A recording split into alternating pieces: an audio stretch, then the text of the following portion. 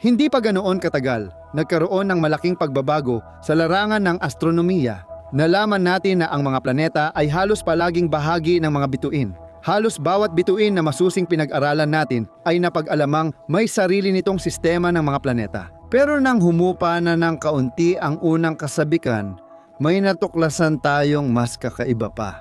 Hindi gaanong akma ang sistema ng araw sa bagong pangkalahatang larawan na ito. Sa katunayan, hanggang ngayon, wala pa tayong natatagpo ang sistema na tunay na kahawig ng atin. Nakakabahala ito. Maaaring matuklasan pa natin ang libu-libong sistemang kahawig ng sistema ng araw mula sa mga datos ng satellite na Gaia. O baka naman bihira talaga ang sistema ng araw, bunga ng pambihirang pagkakataon. At parehong posibleng mangyari ang dalawang ito. At parehong may malalim na epekto, lalo na pagdating sa tanong kung gaano nga ba kadalang ang buhay sa universo. Sa tingin mo ba tayo ba ang exception? Hinahanap ang mga exoplanet sa maraming dahilan.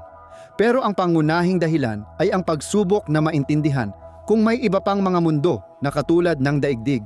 Sa ngayon, isa pa lang ang alam nating may buhay, ang ating planeta.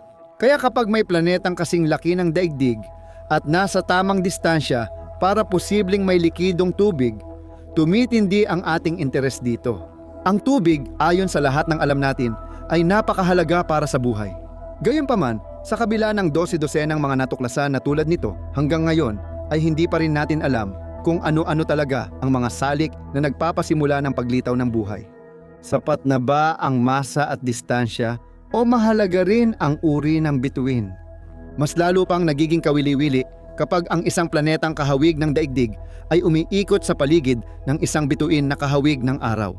May alam tayong ilang ganitong kaso at pinaghihinalaan nating mas marami pa, pero maaaring hindi pa rin ito sapat. Mayroon ding iba pa, halimbawa, matagal nang ipinapalagay na ang Jupiter ay may mahalagang papel sa kasaysayan ng daigdig. Pinoprotektahan ang panloob na bahagi ng solar system mula sa mapanirang pagdaloy ng mga kometa at asteroid.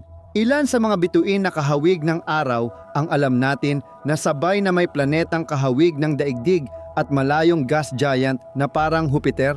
Wala pa ni isa. Maaaring ibig sabihin nito na napakabihira ng ganitong mga sistema o baka naman hindi lang talaga natin sila natutuklasan noon. Pero nagsisimula ng magbago ang sitwasyon. Mahirap makita ang mga planeta dahil maliit at madilim sila kumpara sa liwanag ng kanilang bituin. Oo, may mga direktang larawan at heto sila, pero hindi ito angkop para sa malawakang pagsusuri. Kaya karamihan sa mga astronomo ay umaasa sa mga dituwirang paraan. Ang unang mga exoplaneta ay natuklasan noong 1,992 sa isang millisecond pulsar ng neutron star na umiikot ng 160 beses kada segundo. Ang maliliit na aberya sa ritmo ng mga pulso nito ay nagbunyag ng gravitasyonal na impluensya ng mga planeta, kahanga-hanga, pero halos walang kaugnayan ito sa solar system. Sumunod ang Doppler na paraan na sumusukat sa pag-uga ng bituin sa sentro ng masa kasama ang mga planeta.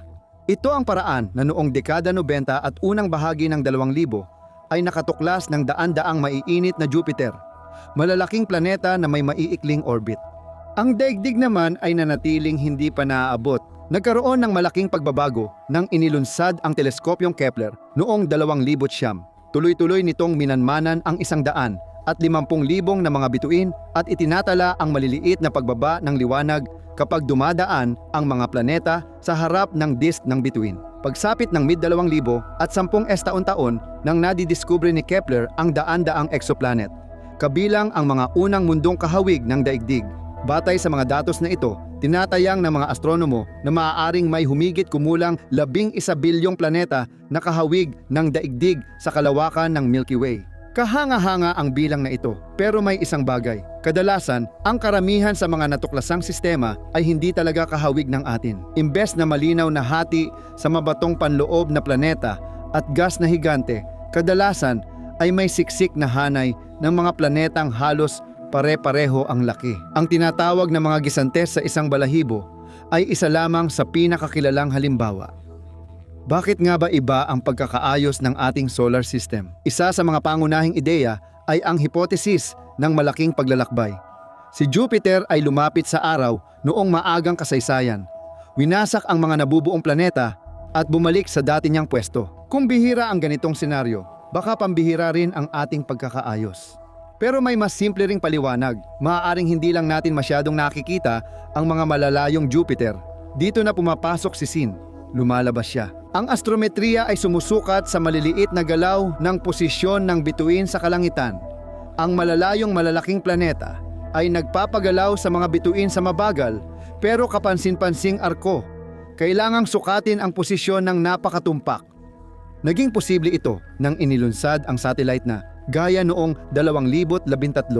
Sa mahigit 10 taon, nasukat nito ang posisyon ng halos 1.3 bilyong bituin na may katumpakan na maihahambing sa pagmamasid ng isang barya sa ibabaw ng buwan. Sa ikatlong paglalabas ng datos ng Gaia, nakumpirma ang mga unang astronomical na exoplanet, malalaking super Jupiter sa malalayong orbit. At ito ay simula pa lamang.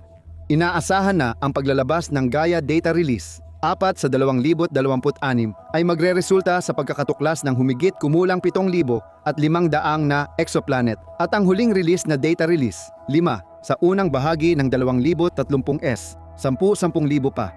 Ang Gaia ay sensitibo lalo na sa mga planetang dati ay hindi napapansin. Mga gas giant na malayo ang distansya.